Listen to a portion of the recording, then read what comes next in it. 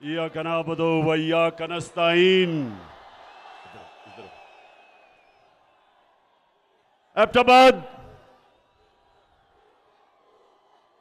एबटाबाद इस शानदार और जुनूनी इस्तकबाल का दिल से आपका शुक्रिया अदा करता हूं। बहुत बहुत शुक्रिया। मैं आज आपके पास किसी मकसद से आया हूं। नौजवानों, डीजल और पेट्रोल की अभी बाद में बात करता हूं। पहले जिस मकसद से मैं आपके पास आया हूं, आपने थोड़ा सा सब्र करके मेरी बात सुनिए। मैं आज एबटाबाद में अपनी बहनों को खास तौर पे खराज तहसीन पेश करता हूं कि हमारे मुखालिफ वो ये कहते हैं कि गर्मी बहुत ज्यादा होगी, लोग नहीं निकलेंगे इस्लामाबाद में। ये मेरे बहादुर नौजवानों के लिए तो खैर गर्मी कुछ नहीं है, हमारी बहनों के लिए भी गर्मी कुछ नहीं है। इंशाअल्लाह कोशिश तो इंसान करता है, कामयाबी अल्लाह देता है, लेकिन ये मेरा ईमान है कि 20 तारीख के बाद जब मैं इस्लामाबाद की अपनी कौम को कॉल दूंगा, ये मेरा ईमान है कि जितने मर्जी भी ये कंटेनर खड़े कर दें, 20 लाख लोग से ज्यादा इस्लामाबाद आएंगे इंशाअल्लाह।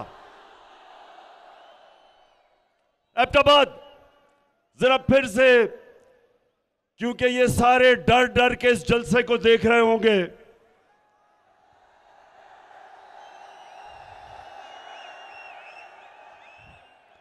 एक तो ये ना कि आपकी तादाद कितनी ज्यादा और जिस तरह गर्मी में जुड़ के आप सब खड़े हैं,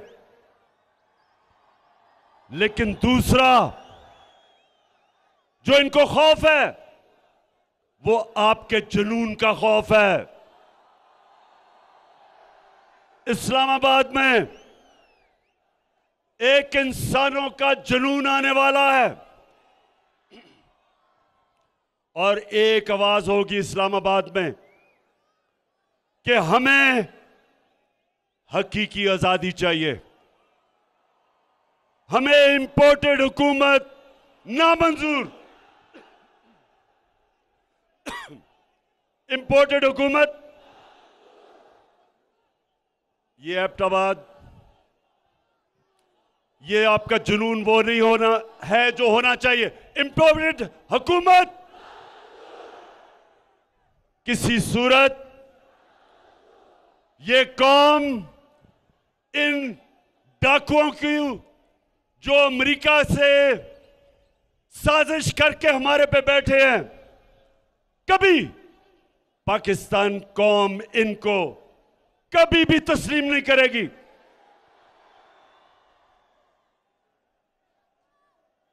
एबटाबाद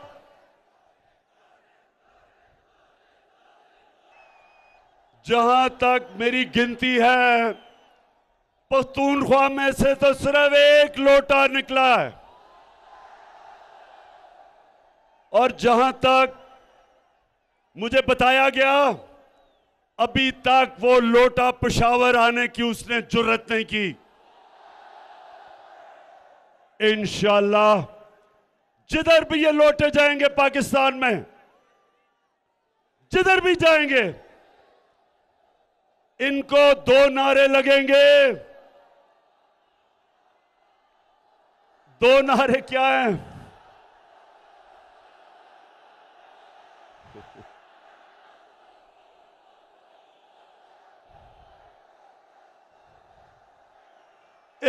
एक लोटों को नारा लगेगा जमीर फरोश चोर,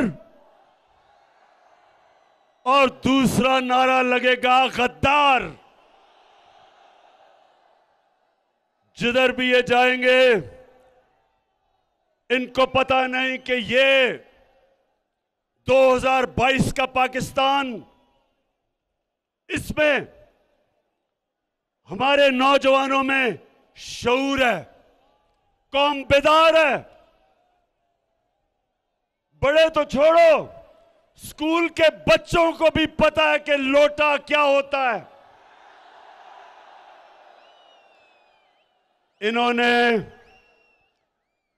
एक अमरीकी साजिश का हिस्सा बनके, अमरीकी साजिश का हिस्सा बनके एक 22 करोड़ पाकिस्तानियों की मुंतखब हुकूमत को साजिश के तहत हटाया, और इनके साथ शामिल थे यहां के मीर जाफर और मीर सादिक। नौजवानों, ये कौन थे मीर जाफर और मीर सादिक? जिनको नहीं पता मैं फिर से बता दूं, मीर जाफर जो मुसलमानों का, मुगलों का गवर्नर सिराजुद्दौला था, उसका सिपहसालार था, कमांडर इन चीफ था। उसने अंग्रेजों के साथ मिलके गद्दारी की सिराजुद्दौला से, मुसलमानों से। अंग्रेज जीते, अंग्रेजों ने बंगाल, जो मुगलों का सबसे अमीर सूबा था, सबसे ज्यादा पैसा बंगाल से आता था, वो उस सूबे को मीर जाफर की वजह से अंग्रेजों के गुलामी में गया, और उसी जो सबसे अमीर सूबा था वहां कहत पड़े। अंग्रेजों ने इतना लूटा कि लाखों लोग भूख से मर गए वहां। और जब अंग्रेज गया 200 साल बाद, तो वो बंगाल हिंदुस्तान का सबसे गरीब सूबा बन गया। और मीर सादिक वो था जिसने टीपू सुल्तान से आखिर में जाके अंग्रेजों के साथ मिलके गद्दारी की, और टीपू सुल्तान की शहादत हुई। और मैसूर, जो टीपू सुल्तान की सल्तनत थी, अंग्रेजों की गुलामी में चली गई। ये गद्दारों ने आज ये किया पाकिस्तान से कि एक पाकिस्तान का प्राइम मिनिस्टर जो किसी से बुरे ताल्लुकात नहीं चाहता, जो किसी के मुल्क के खिलाफ नहीं है, सबसे दोस्ती चाहता है, लेकिन जो चाहता था कि हमारी फॉरेन पॉलिसी हमारे लोगों के मफादात की तहफ़्फ़ुज़ करे, हिफाजत करे, हम अपने लोगों को किसी मुल्क के लिए कुर्बान ना करें। जिस तरह अंग्रेजों, अमेरिकनों के साथ मिलके हमने जो उनकी जंग लड़ी, 80,000 पाकिस्तानियों की कुर्बानी दी गई, हमारा कबायली इलाका उजड़ गया, $100 अरब से ज्यादा हमारे मुल्क को नुकसान हुआ। मैं कभी इस तरह की फॉरेन पॉलिसी मानने के लिए नहीं तैयार था। मैं कभी अमेरिकनों को पाकिस्तान में बेसिस देने के लिए तैयार नहीं था। मैं कभी अमेरिका की जंग में शामिल होने के लिए तैयार नहीं था।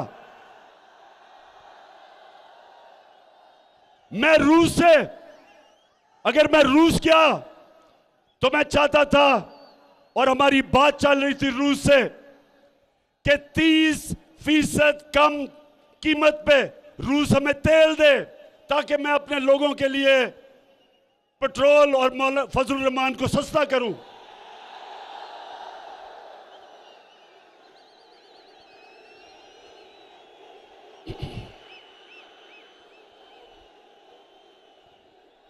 और उसके अलावा 20 लाख टन गंदम जो हमने खरीदनी है, रूस से हमें 30% कम कीमत पे मिल रही थी। तो मेरा मकसद तो मेरी कौम है। मैं क्यों अपनी कौम के मफादात को अमेरिका के लिए कुर्बान करूं? तो एबटाबाद के लोगों, मेरे पाकिस्तानियों, उनको इस तरह का अमेरिकनों को प्राइम मिनिस्टर नहीं चाहिए था। वो चाहते थे कि मुशर्रफ की तरह सरबराह हो, एक ही टेलीफोन की धमकी में चारों निशाने चित और उनकी जंग में शामिल कर दिया। वो चाहते थे कि चेरी ब्लॉसम जूते पॉलिश करने वाला जो कहे, वो उसने क्या कहा कि बेगर्स आर नॉट चूजर्स। मतलब ये कि जो हम तो बेकारी हैं, इसलिए हमें अमेरिका की गुलामी करनी पड़ेगी। शहबाज शरीफ, तुम बेकारी हो, तुम गुलाम हो, तुम बुज़दिल हो, तुम डाकू हो। तुम्हारी चोरी का पैसा बाहर पड़ा हुआ है और अपने पैसे को, अपने चोरी के पैसे की और अपने भाई के और अपने खानदान के चोरी के पैसे को बचाने के लिए आपने, अगर आप समझते हैं कि हम आपके खातिर अमेरिका की गुलामी करेंगे, किसी गलतफहमी में ना रहो। ये कौम नौजवानों याद कराओ, ये कौम जब बनने लगी थी, तहरीक पाकिस्तान था, तो वो कौन सा नारा था कि पाकिस्तान का मतलब क्या? ये उस नारे पे बनी है cherry blossom boot polish Shahbaz Sharif. ये अल्लाह के सामने दावा कर बैठी है। जब वो कलमा पढ़ती है एक मुसलमान कौम, तो वो अल्लाह के सामने गवाही देती है कि अल्लाह, तेरे सामने हम किसी के सामने नहीं झुकेंगे, क्योंकि वो शिर्क है, वो गुनाह है। हम अपने अल्लाह, हम सिर्फ अल्लाह की इबादत करते हैं और उससे मदद मांगते हैं। हम ना किसी सुपर पावर को मानते हैं। हमारा जो लीडर दुनिया की तारीख का सबसे अजीम लीडर ना आया है, उससे पहले ना आ सकता है, हमारे नबी सल्लल्लाहु अलैहि वसल्लम। हम तो उनकी उम्मत हैं, हम तो उनकी उम्मत हैं। और उन्होंने ये कहा था कि इस्लाम मुसलमानों को गैरत देता है, ला इलाहा इल्लल्लाह इंसान को गैरत देता है। हम किसी के जूते पॉलिश करने वाले नहीं हैं। और इंशाअल्लाह इस्लामाबाद में 20 के बाद जब मैं कॉल दूंगा, तो सारी कौम इस्लामाबाद पहुंच के एक पैगाम देगी, एक ही पैगाम देगी, एक ही पैगाम देगी कि इंपोर्टेड हुकूमत नामंजूर। हाँ, कहती मोहतरमा फरमाती है कि लंदन तो छोड़ो, पाकिस्तान में भी कोई प्रॉपर्टी नहीं है। मैंने वैसे जो शरीफ खानदान ने झूठ बोले हैं, मैंने कभी किसी को ऐसे झूठ बोलते नहीं देखा। तो अच्छा, अब नौजवानों, बाशऊर नौजवानों, दिलेर नौजवानों और मेरी बहनों, सुनो जरा। मैं आज अपने मीडिया से एक सवाल पूछता हूं। ये जब से इंपोर्टेड हुकूमत आई है, सारी चीजों की कीमतें ऊपर चली गई हैं। तो मैं अपने मीडिया से पूछता हूं कि कितनी दफा आप माइक लेके दुकानों में और बाजारों में जाके पूछा कि महंगाई है या नहीं है? हमारी बारी तो 4 रुपए टमाटर पड़ते था तो सारे बाजारों में फिरने शुरू हो जाते थे कि जी किधर है नया पाकिस्तान? तो मैं चाहता हूं कि हमारा मीडिया हमारे से जो कर गया, और ठीक है मीडिया को करना चाहिए, मीडिया का काम है तनकीद करना, लेकिन ये जो अब इंपोर्टेड हुकूमत आई है, अब तो मुझे माइक नहीं नजर आ रहा कहीं जाते हुए। अब तो मीडिया के मेरे बड़े बड़े जबरदस्त मीडिया के हमारे लोग हैं, तो मैं जरा आज आपसे दरख्वास्त करता हूं कि खुदा के वास्ते जरा माइक लेके दुकानों में तो जाएं, बाजारों में जाएं, नौजवानों के पास जाएं। घी की कीमत पूछ लें कि घी कितना है, पूछें तो सही कीमतें किधर गई हैं, बिजली कितनी है, और अभी डीजल और पेट्रोल कितना है, पूछें तो सही लोगों से।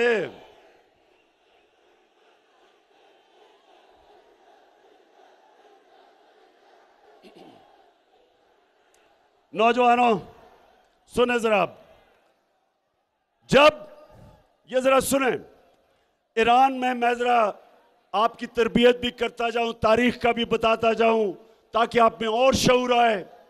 सोशल मीडिया ने वैसे ही आप में शऊर पैदा कर दिया है। ईरान में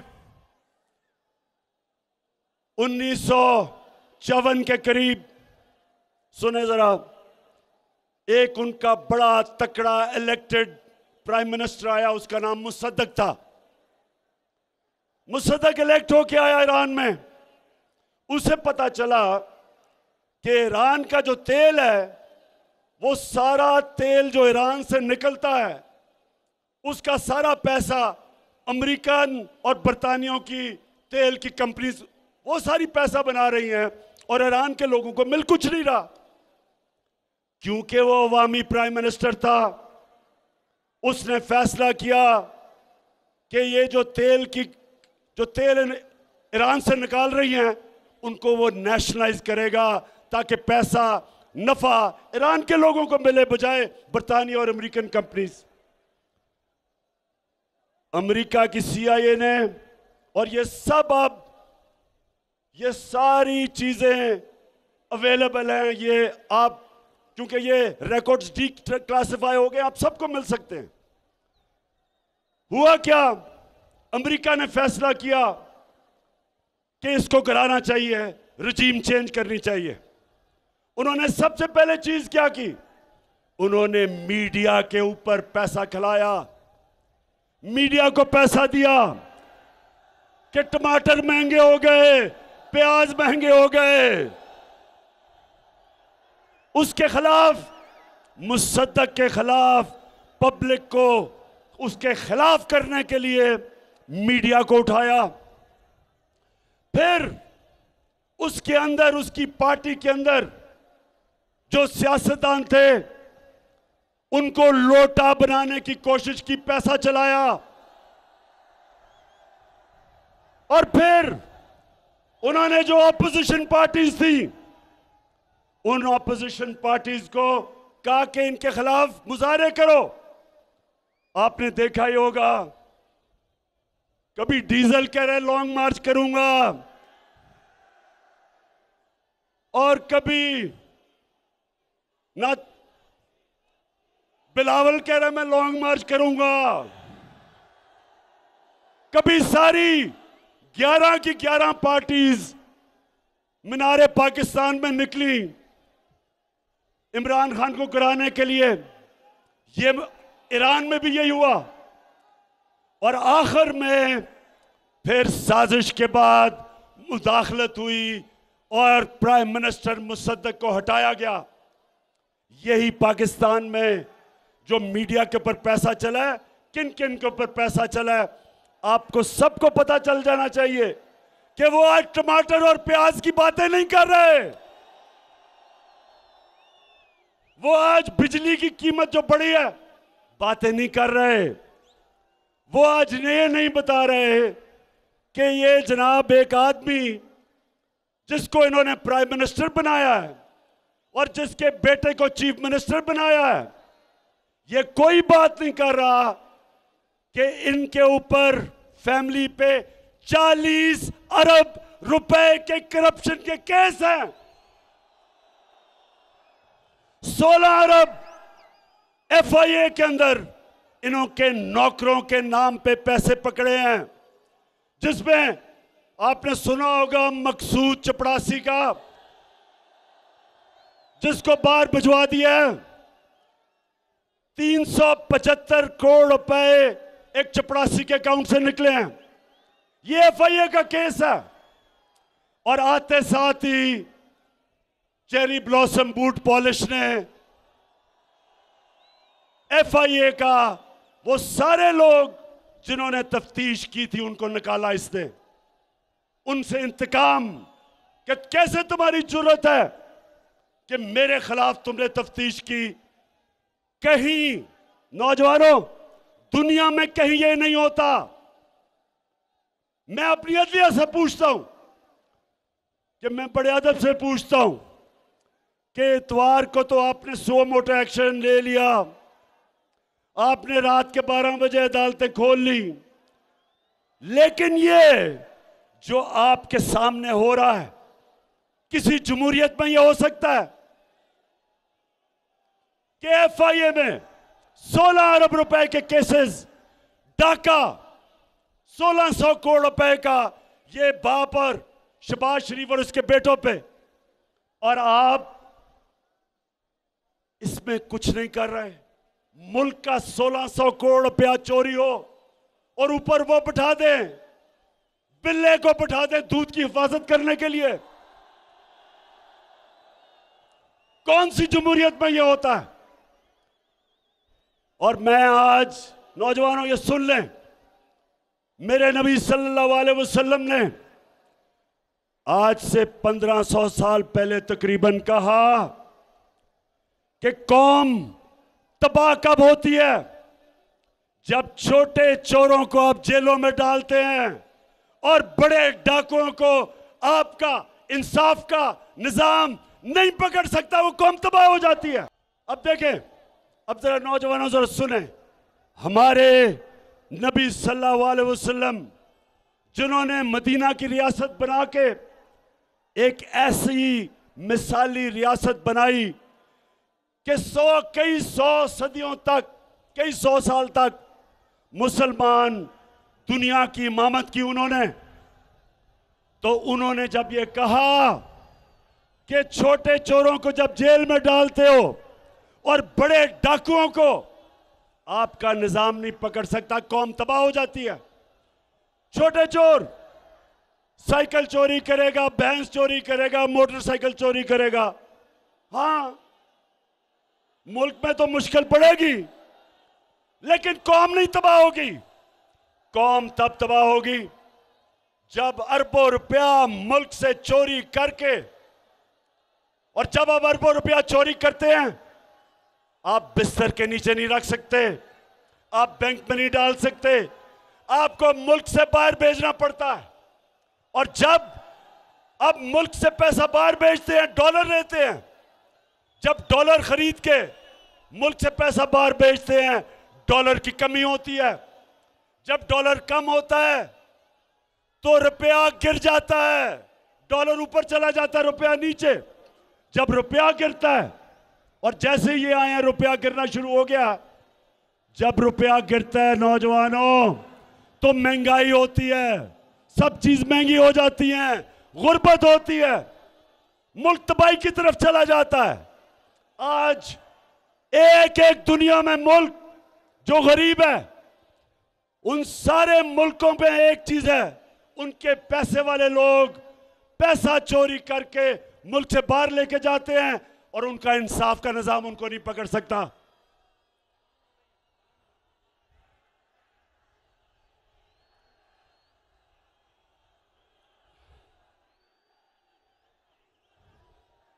किसने कहा था कि अजान बज रहा है?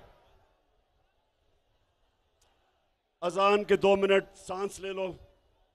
अभी मैंने आपसे और आखिर में 2-3 बड़ी जरूरी बातें करनी है। मैंने आप सबको तैयार करना है इस्लामाबाद के लिए। और इसमें हमारे खानदान भी आएंगे, फैमिलीज आएंगी, सबसे ज्यादा मेरे दिलेर नौजवान आएंगे। और पख्तूनख्वा, क्योंकि आप इस्लामाबाद के सबसे करीब हैं, तो मुझे सबसे ज्यादा मैं पख्तूनख्वा के लोगों को वहां देखना चाहता हूं। और मेरे लिए नहीं आना आपने अपनी हकीकी आजादी की जंग लड़ने आना है। आपने कायदे आजम का पाकिस्तान बनाने आना है। होगी आजान? अच्छा जी नौजवानों, सुनो जरा मेरी बात।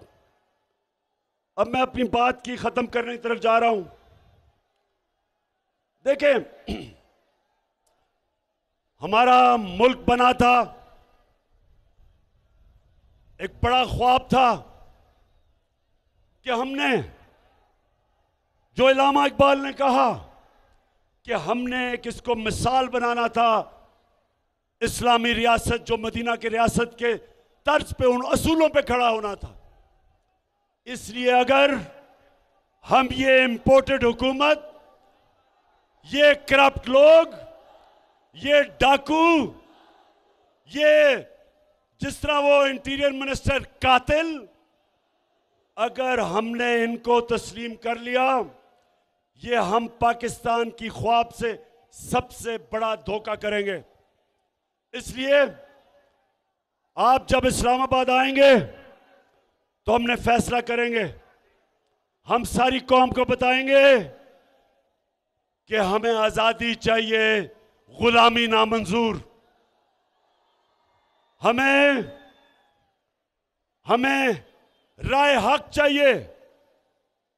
हम अमर बिल मारूफ पे चलने वाले हैं। हमें अल्लाह का हुक्म है, एबटाबाद हमें अल्लाह ने हुक्म दिया है कि अच्छाई के साथ खड़े हो, अमर बिल मारूफ व नही अनिल मुनकर, बुराई के खिलाफ अच्छाई के साथ।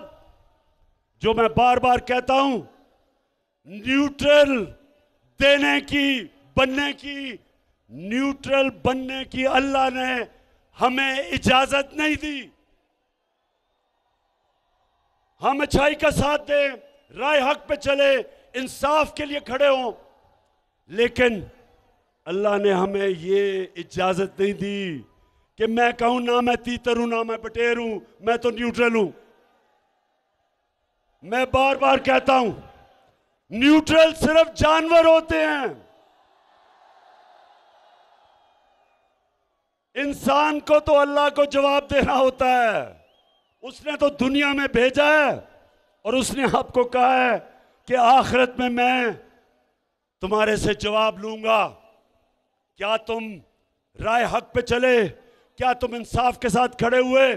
क्या तुमने जुल्म का मुकाबला किया? क्या तुमने नाइंसाफी के खिलाफ जिहाद की? क्या तुमने अपनी आजादी के लिए, क्योंकि अल्लाह ने तो आपको ला इलाहा इल्लल्लाह के बाद आजाद कर दिया, क्या आपने एक इंपोर्टेड हुकूमत के खिलाफ जदोजहद की? पूछेगा अल्लाह आपसे। आप ये नहीं कह सकेंगे नहीं जी मैं तो न्यूट्रल हूं। आपको उसने ये इजाजत नहीं दी।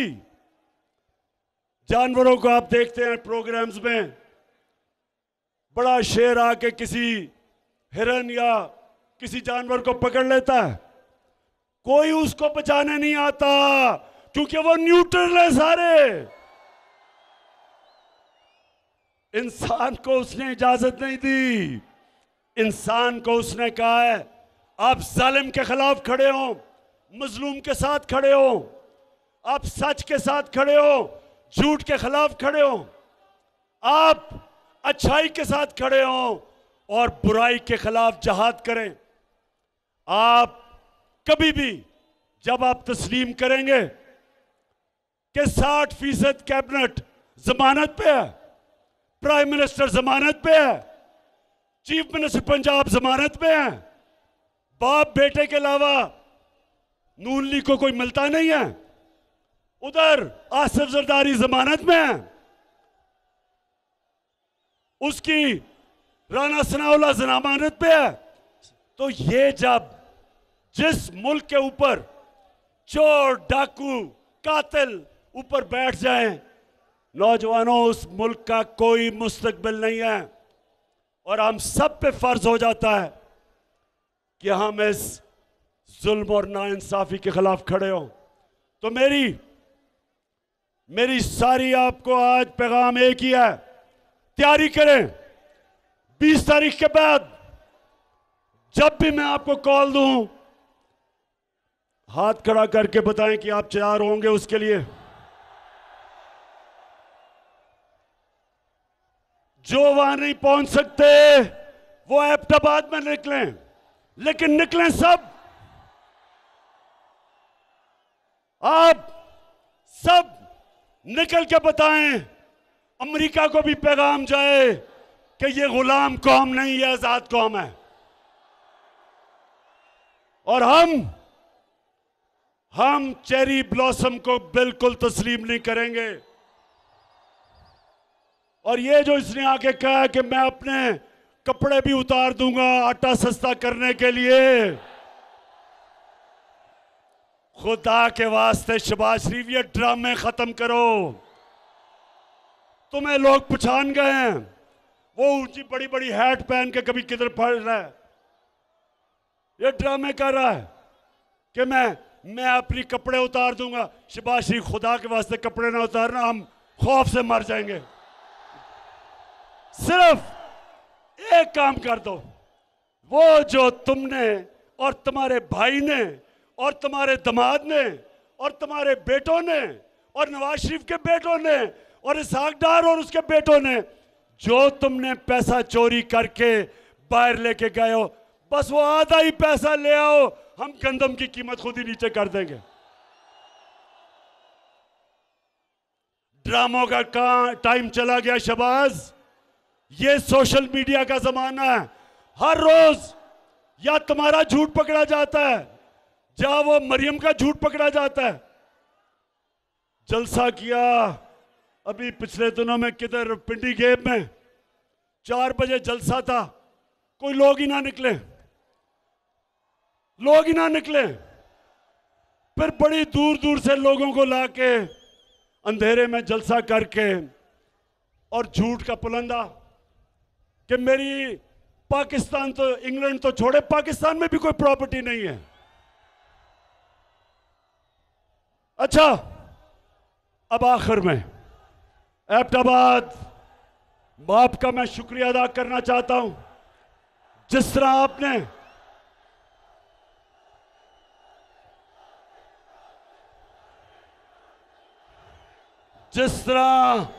आपने हमें इलेक्शन जताई, शिकस्त दी, कहते थे कि नून लीग का गढ़ है।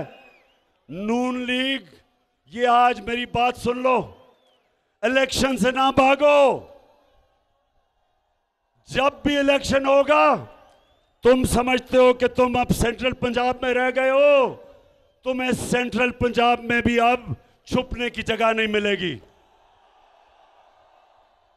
क्योंकि इस पंजाब के, पाकिस्तान के लोग गैरतमंद लोग हैं। हमारे लोग गैरतमंद हैं। हम बूट पॉलिशरों को साथ नहीं चलते, हम अमेरिका के गुलामों के साथ नहीं चलते, हम डाकुओं के साथ नहीं चलते। ये